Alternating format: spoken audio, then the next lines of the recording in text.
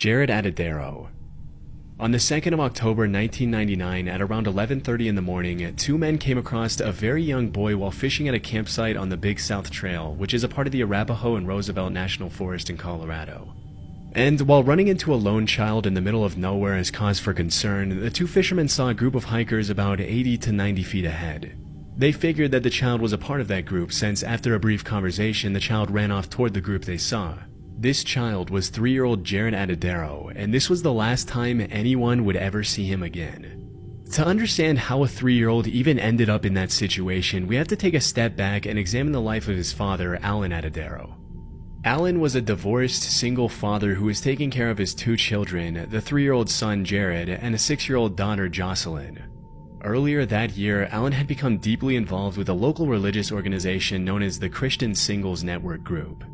By October, he was hosting 11 members of this group along with his two children at a resort he co-owned with his brother. On the day of the incident, the kids wanted to go on a trip to see a fish hatchery with the group. Alan was a bit reluctant at first to let them go, but ultimately caved in when members of the group assured him that they'd only visit the hatchery and come right back with the kids. However, for reasons that remain unclear, unbeknownst to Alan, the planned visit unexpectedly transformed into a 15-mile hike along the Big South Trail commencing at around 10 a.m.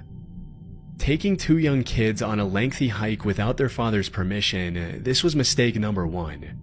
The second, and arguably the worst mistake the group made, was that no one took explicit responsibility for the kids.